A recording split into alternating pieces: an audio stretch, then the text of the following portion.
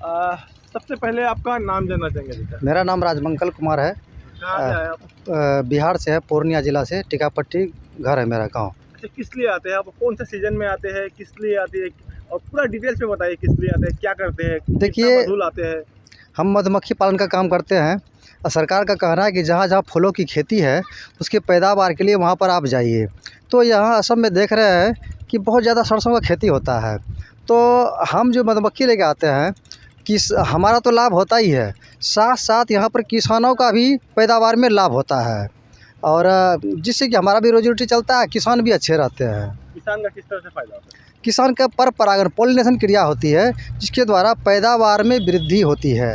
यानी कहता है कि अगर जहाँ पर 1 क्विंटल होना हो तो आपको 1 क्विंटल 20 केजी तक हो सकता है, 20% बढ़ सकता है।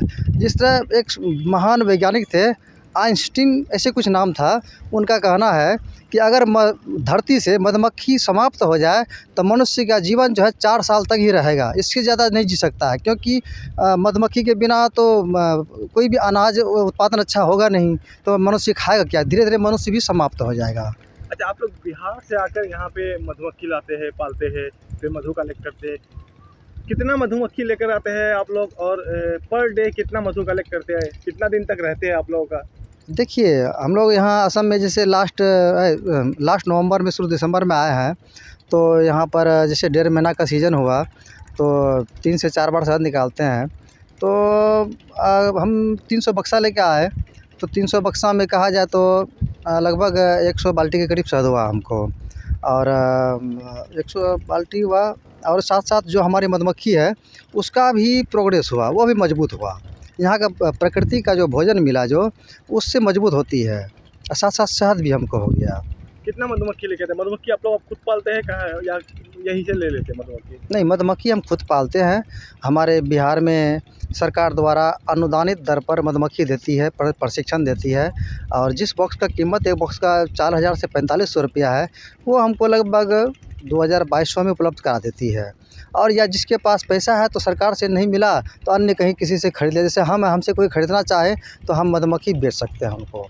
तो आप अगर आप 100 बाल्टी निकालते हैं, पकड़ लीजिए 100 बाल्टी में कितना किलो मधु निकलता होगा? अंदाजा बताइए। 100 किलो मान लीजिए कि 25 कुंटल तो वो हो सकता है। मतलब एक सीजन में आप लोग 25 कुंटल मधु हाँ, निकालते हाँ, हाँ, 25 कुंटल तो हो सकता है। कभी-कभी ऐसा भी होता है कि ऐसा समय ख़राब होता है कि 100 के जगह 25 बाल्टी ही होता है।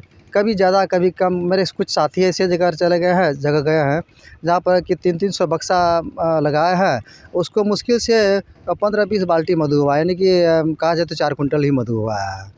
तो आप ये मधु को करते क्या? कहाँ बेचते हैं? किस तरह से? देखिए, हम तो यहाँ पर कुछ राहगीर आते जाते हैं, देखते हैं तो उसको शहद का ज़रूरत है, शुद्ध शहद मिलता है, 400 रुपये केजी, उनको दे देते हैं, या कोई 10 टका कम भी दिया तो उसको दे देते हैं। अब बाकी कंपनी लेती है, उसका कीमत का निश्चित नहीं होता है, कब नीचे जाएगा कब ऊपर जाएगा, इसका कोई अंदाज़ा नहीं है।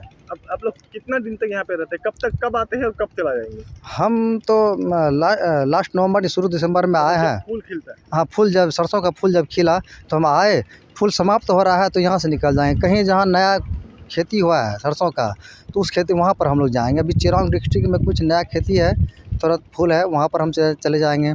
जब लगभग 5 से 10 फरवरी होगा फिर हम बिहार चले जाएंगे। मतलब नवंबर में आते हैं तो वो फरवरी तक रहते हैं? हाँ, फरवरी लास्ट जनवरी तक रहेंगे, अब फरवरी में फिर बिहार चले जाएंगे। बिहार में भी थोड़ा सरसों मिलता है, फिर मार्च हो जाएगा बिहार में तो दूसरी जगह लीची का जहाँ अधिक मतलब जहाँ खेत होता है, जिस जगह फूल खिलता है वहाँ पहुँच? हाँ, वहाँ पहुँच जाते हैं। जैसे असम हो गया, बंगाल हो गया, बिहार हो गया, झारखंड हो गया, इस तरह हम लोग चलते रहते हैं। असम में सिर्फ आप सरसों के टाइम पे आते हैं? हाँ, सरसों के टाइम पे आते हैं।